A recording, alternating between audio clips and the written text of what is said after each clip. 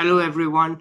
I'm happy to be here with you once again, and very happy that we have with us a distinguished professor. He's a professor at OP Jindal University. Let's listen to him. Right now, we have with us Professor Naresh Singh. So, over to you, Professor. Well, thank you very much, Professor Mathur. Great pleasure to be with you. So I'll share with you a few thoughts that's on my mind, and hopefully it'll be of some interest to those who encounter this channel, whoever they are. The first thing maybe is a little background on my own, the evolution of my life. I have a blog, a short blog I wrote on my own website, which is ncsing.com. And in that blog, written many years ago, I called it The Evolution of an Unplanned Life. And the reason I call it that is that so many of my friends had a clear idea of what they want to be, what kind of career they might want to choose. If anything, I had one or two thoughts in my mind as a young man, a young boy, of what I did not want to be, but I did not have any clear idea of what I wanted to be.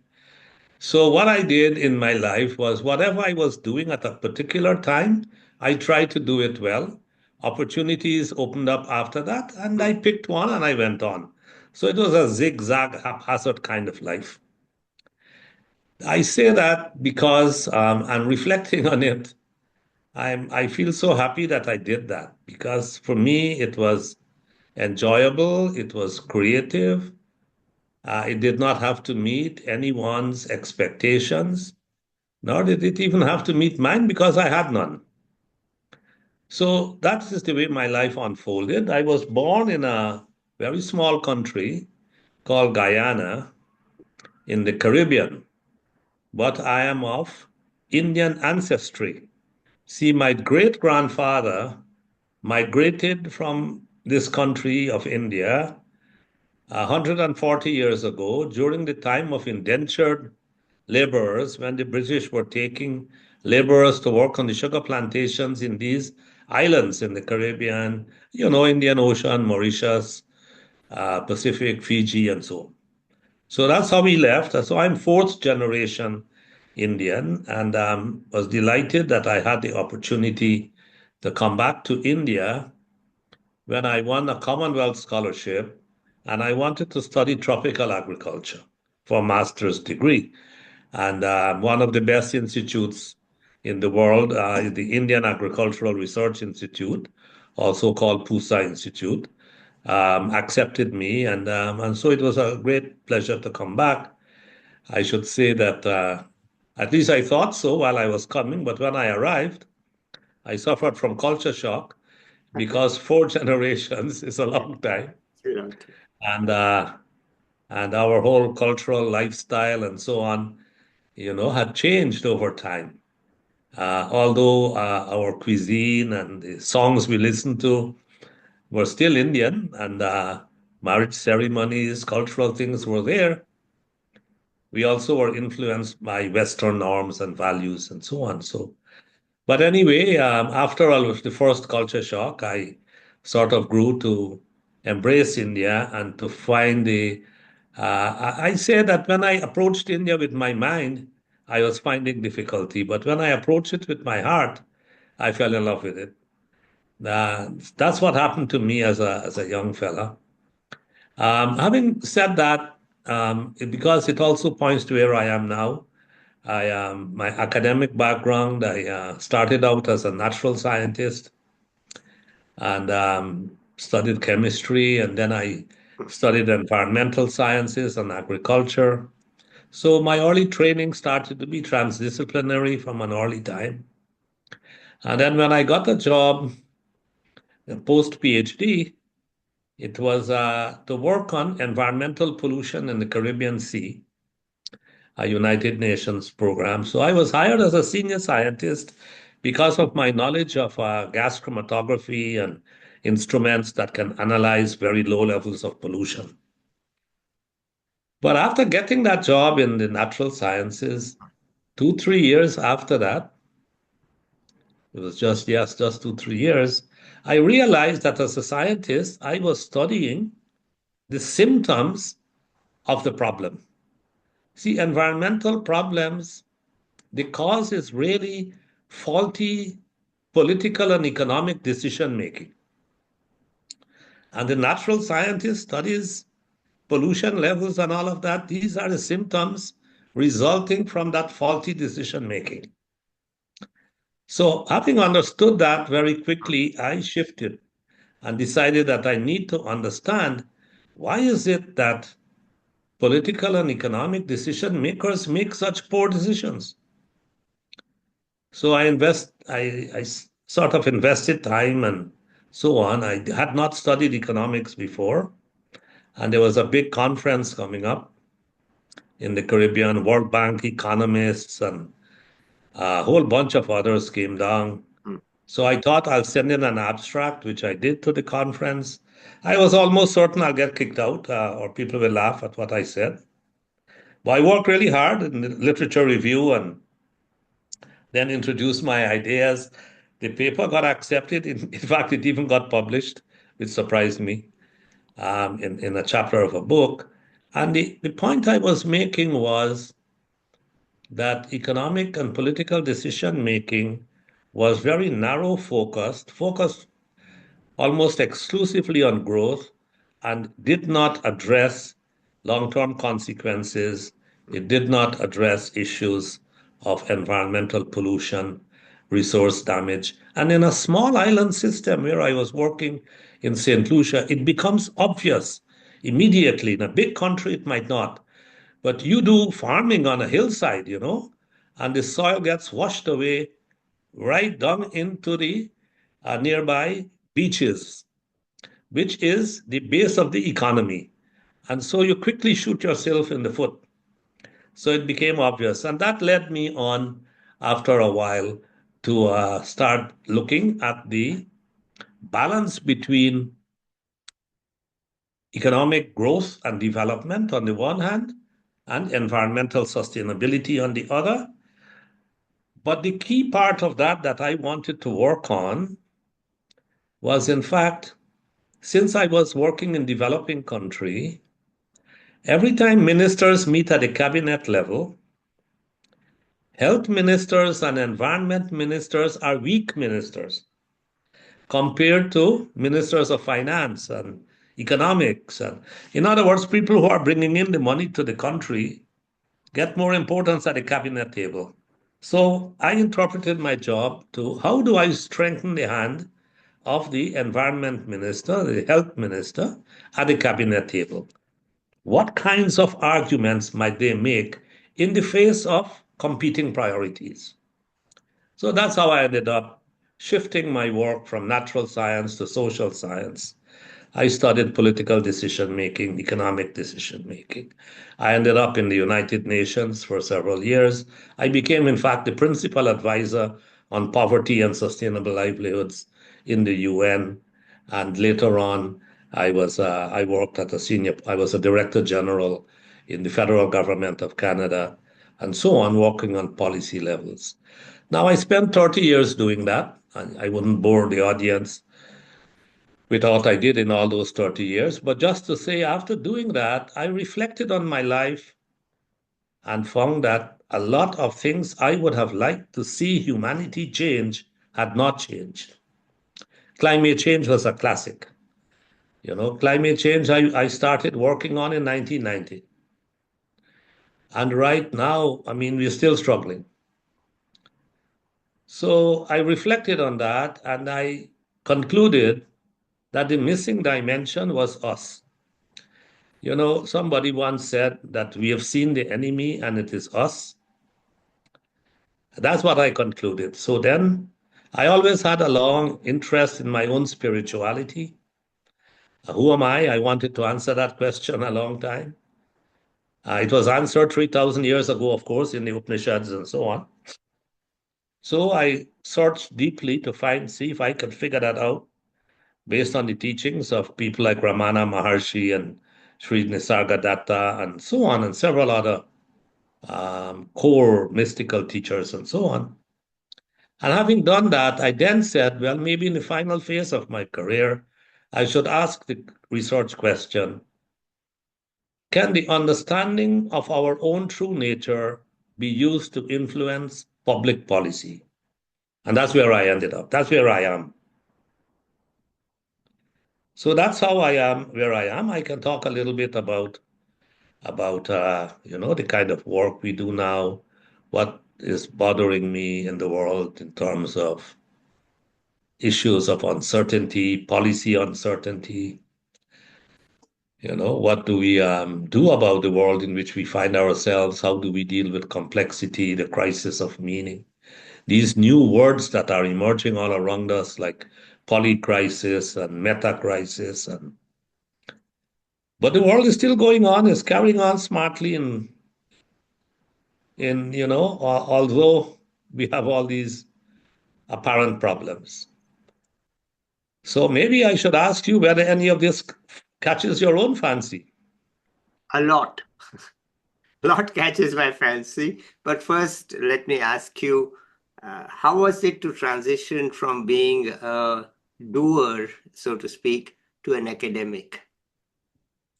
Right.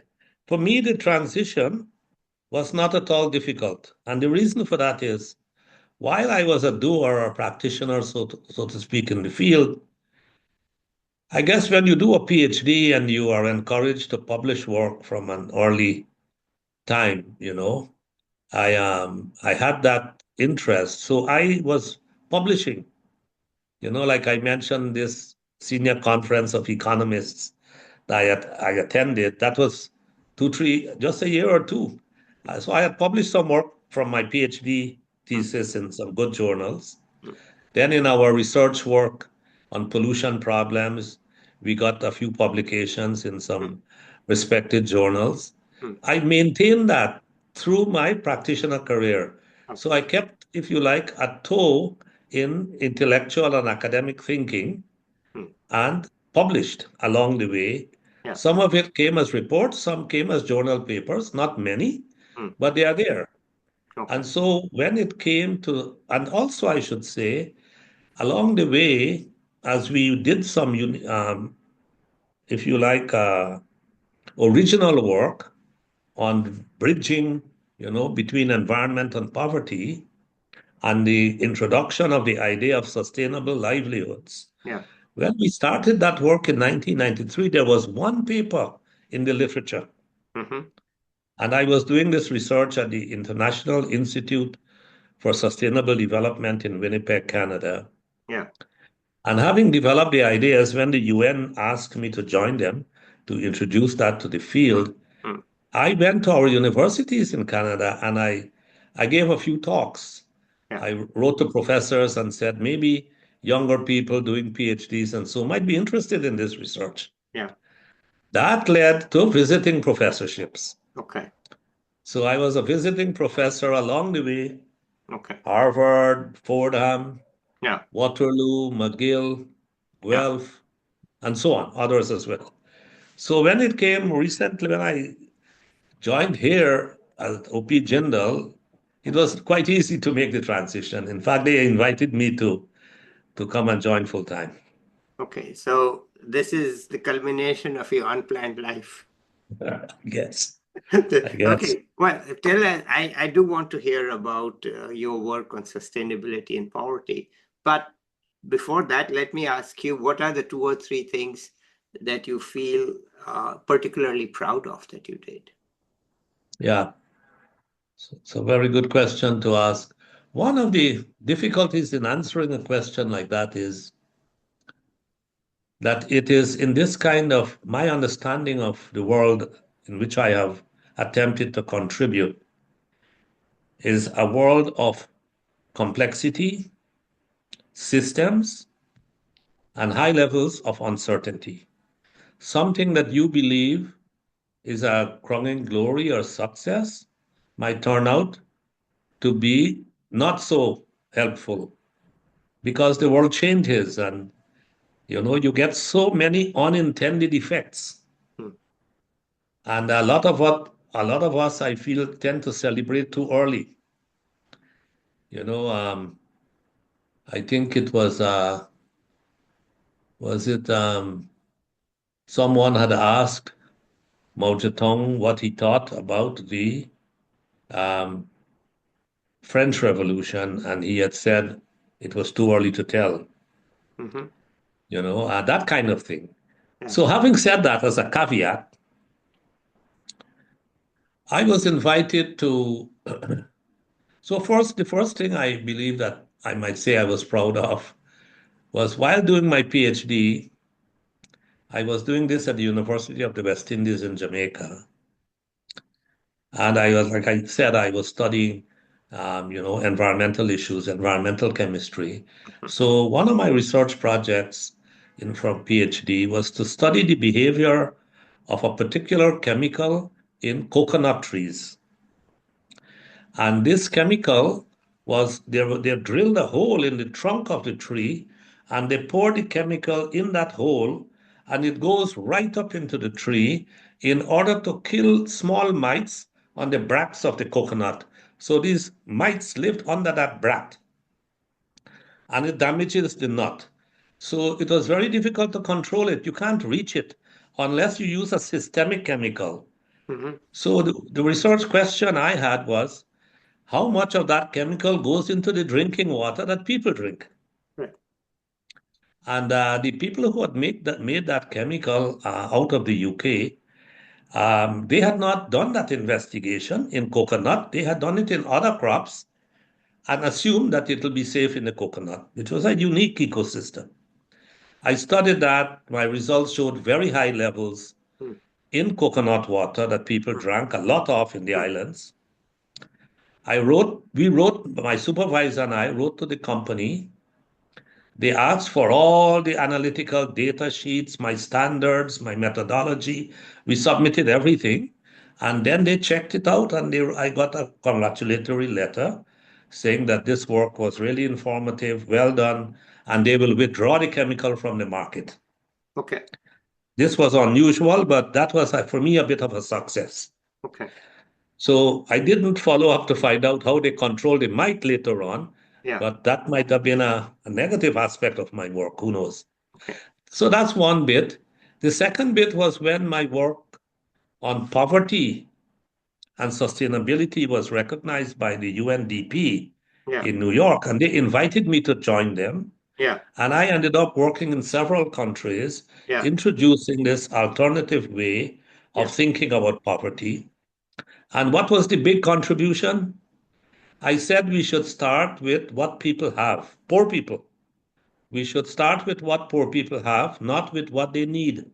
Mm-hmm. All poverty programs start with what people need. Okay.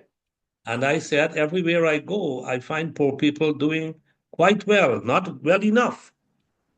And knowing what they have and their vision of a better life Mm-hmm. was the way we should do this. It's not our life, it's their priorities. Yeah. And I think that after some resistance, Mm-hmm. that became accepted. Yeah. So one measure of success is the UK government under Claire Short was Secretary of Development. They put about 500 million pounds into their global work using these ideas. Okay. So that I am proud of as well. Yeah. And maybe the third thing I'll mention is Yeah. when I became the executive director for the Commission on Legal Empowerment of the Poor, Yeah. which was co-chaired by Madeleine Albright and Hernando de Soto. Yeah. And we had 6 former presidents, 6 former finance ministers, Yeah. the Judge Anthony Kennedy from the U.S. Supreme Court, Yeah. and so on, people of that ilk. Yeah. And I had these, Larry Summers and Hmm. Minister of Finance from Sweden, and ideologically opposed people. And I was able to bring these prima donnas in a way to a successful conclusion in a report we called Making the Law Work for Everyone. Because the argument was that poor people hardly are able to use the law to improve their lives. Hmm. They are excluded from the formal legal system, mostly. Mm-hmm. So, those I will say would be Okay. 3 things that I'm proud of. Well, this is particularly intriguing because you never said you studied law or practiced law. So how did you get into law? Well, they had this commission on legal empowerment of the poor. This commission was set up at the urging of the government of Norway because this man called Hernando de Soto, who is an economist from Peru, Yeah, he's written, I don't know if you know his work. yeah, we know his work. Yeah. Yeah, But exactly. tell us So, out. Everybody may not know, so please talk about it. yeah, so Hernando wrote two famous books. One was called The Other Path. And that book showed how people in the informal sector lived in Peru. Mm-hmm. And he showed that people in the informal sector Mm-hmm. had the possibility of making a better life Mm-hmm. if they were given some encouragement Mm-hmm. and support. And he demonstrated that. And people, the government and so started to follow some of his recommendations. Largely, he argued for two things. One was property rights, Mm-hmm. to give people property rights, formal rights, and then to give them access through collateral to funding to run small businesses. Right, That was his argument. right, And if people can do that, he argued, they will not be swayed into illegal activities. right, That worked so well, apparently. There was something called the Shining Path in Peru, which right, was a guerrilla type organization.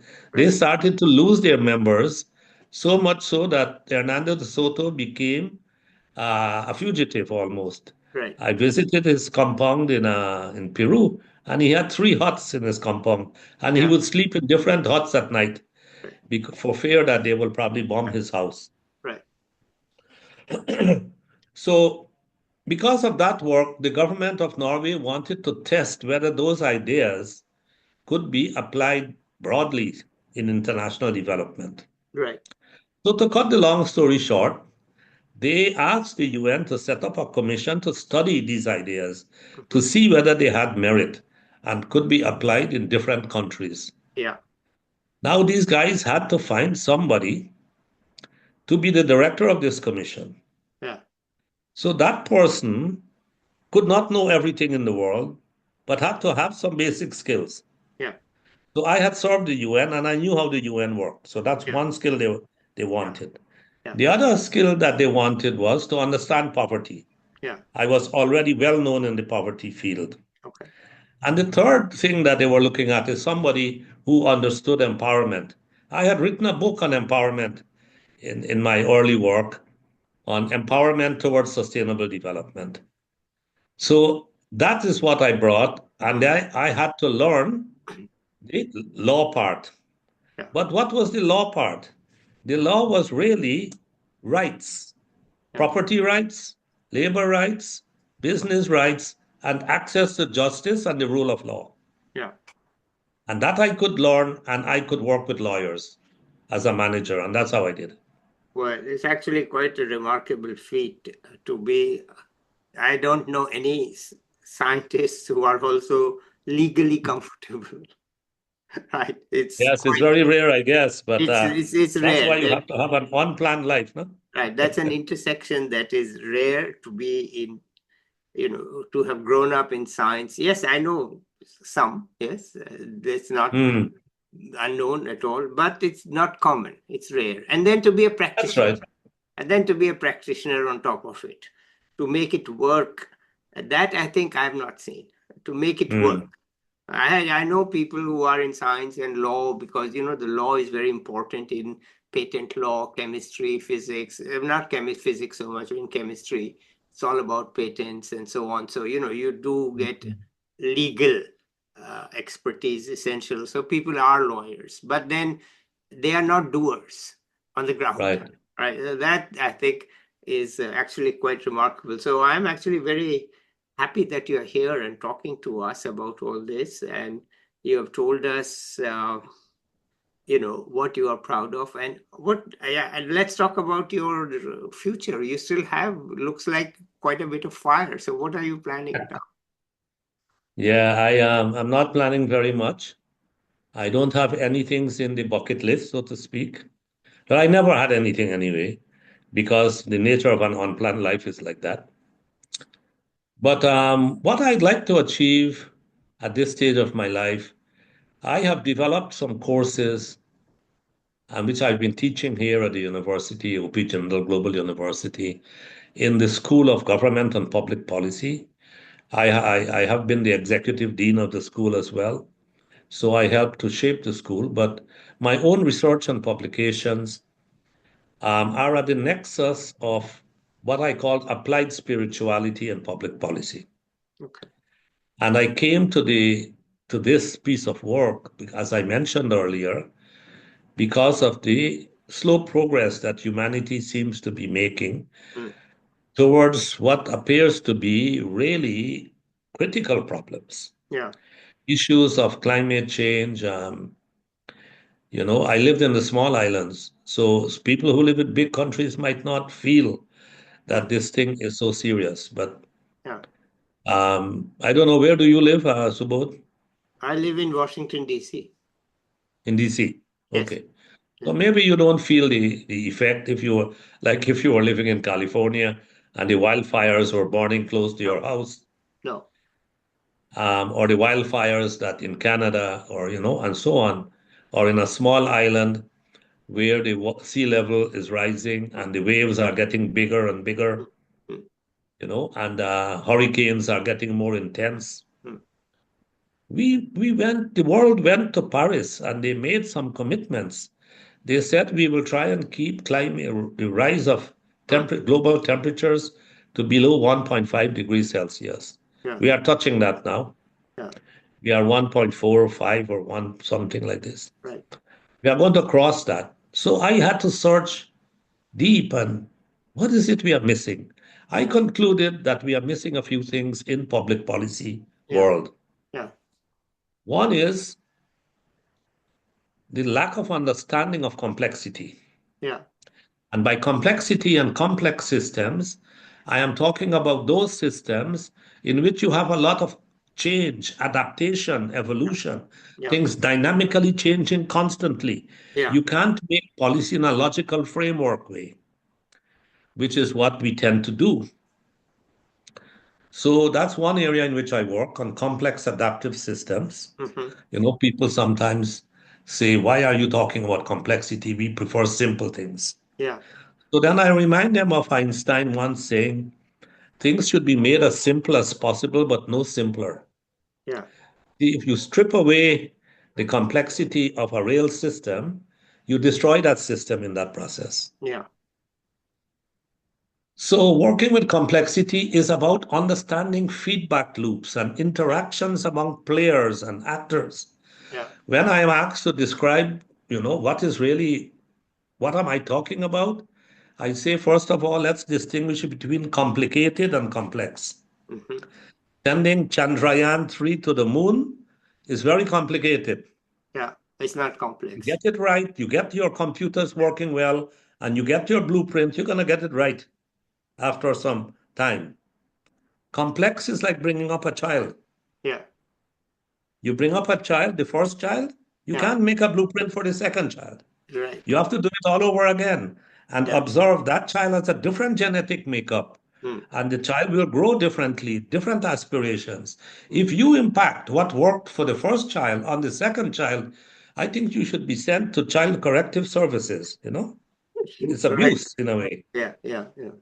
So, how do you deal with that kind of complexity, which is not really complicated, almost basic, but important differences are there? Right. So, to make policy for climate change and to Yeah. make policy for Mm. species extinction Yeah. and to make public policy for economic inequality, all Yeah. these are complex problems. Nowadays, the words are wicked policy problems. Yeah. So, how do we deal with wicked policy problems? Is one set of work I do now. Yeah. But closely related to that, and we bring in quantum-like thinking. I run a center here called the Center for Complexity Economics, Applied Spirituality, and Public Policy. Yeah. So the other dimension is the inner dimension of systems. So humans tend to focus on the outer dimensions, the economic system, Yeah. the social system, Yeah. the ecological system, all outside there. what is it that's going on in here? Yeah. And how is that interacting with what's going on out there? Right. So how do our policymakers, can they even think about this at all? Some people here, you must have heard this statement before, you probably even know, but some senior person in India, commentator had once said that they felt that the government of India was knowledge proof. So I don't want to take that position.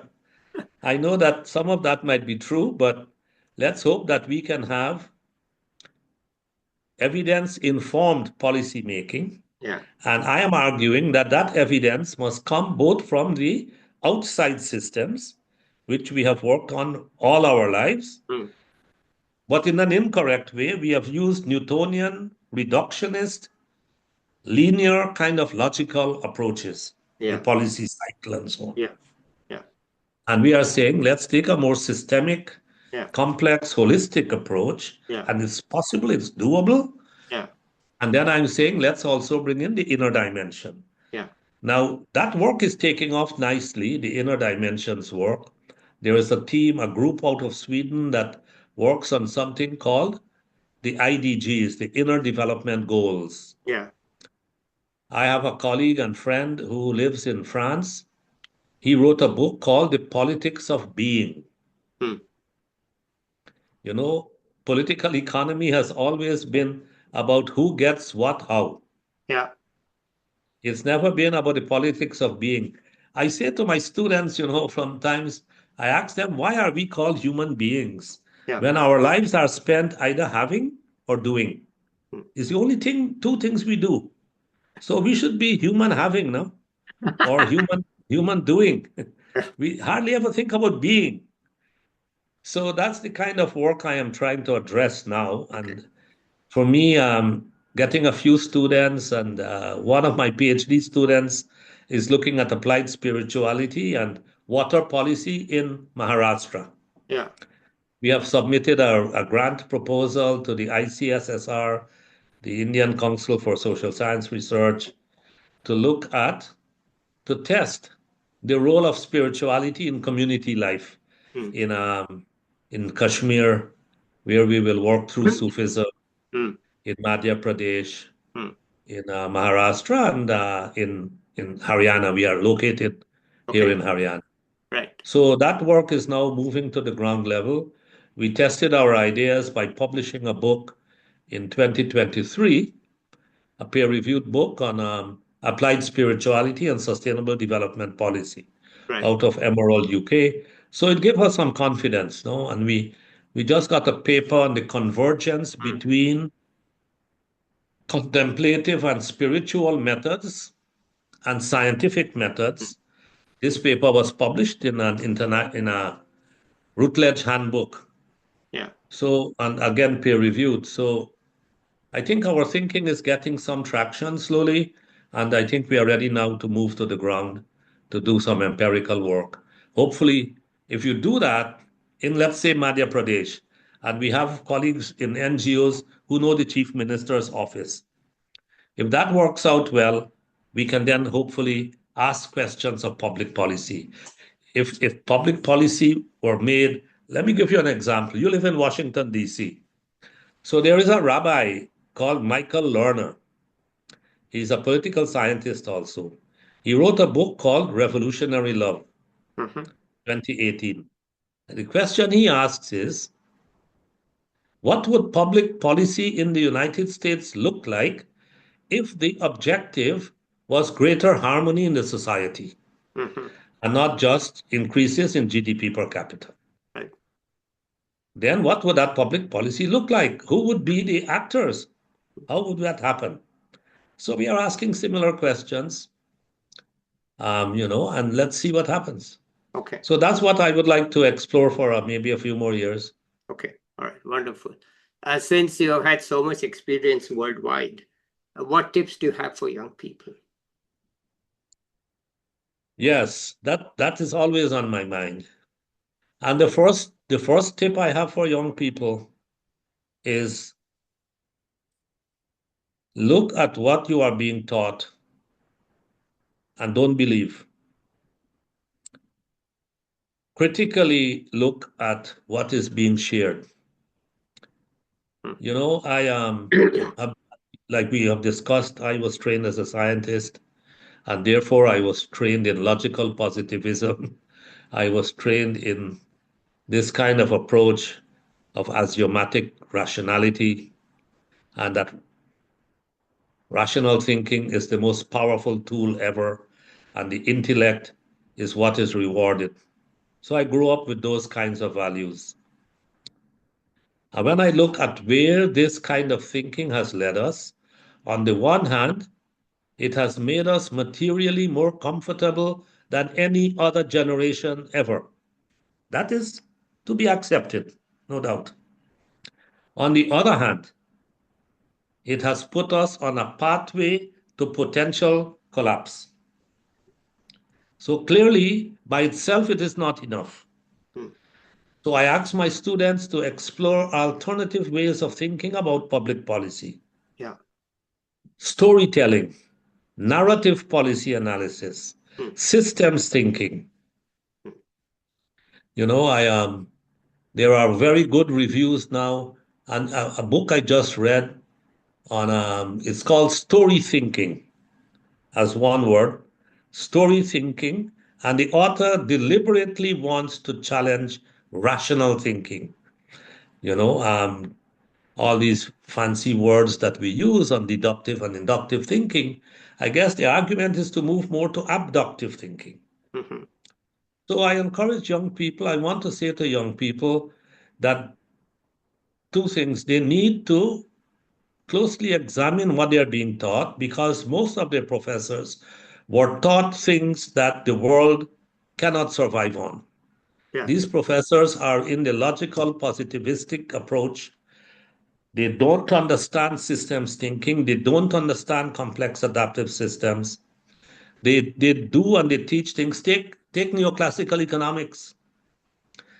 There couldn't be anything more naive than neoclassical economics. Mm. Look at the 4 or 5 assumptions that we make, Mm. and we make a completely artificial construct, and then force the world to adapt to the neoclassical model, not change the model to suit the real world, right? So, with economics students, I say, guys, think for yourself and think about let's look at economics as an example. Mm. We have had neoclassical, we have improved a little bit by behavioral economics. We do not improve by environmental economics, which is essentially neoclassical, to try to get the prices right and internalize external environment as external. Mhm. But we are doing slightly better now with complexity economics. Yeah. So trying to look at reality Mm. more closely. Mm. So we also spend time trying to figure out what is reality. Yeah. How do we know when we know? Yeah. You know, in evidence-based policy, I say to young people, we have data, lots of it. We have less information, although still a lot. We have even less knowledge. You see, as you move from data to information to knowledge, Yeah. it decreases. By the time you get to wisdom, it's almost zero in terms of wisdom into public policy. Yeah.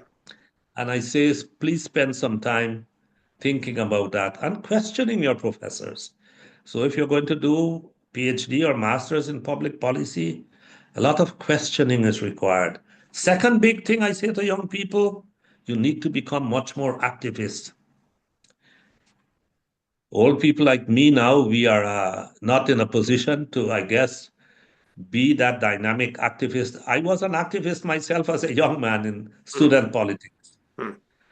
I encourage, therefore, young people, the Gretchen P., the young lady from Sweden, and Yeah. some young ones in Canada and elsewhere, but not near enough activism demanding their governments. Yeah. And many young people, their parents are ministers and prime ministers, Right. demanding them to make different decisions.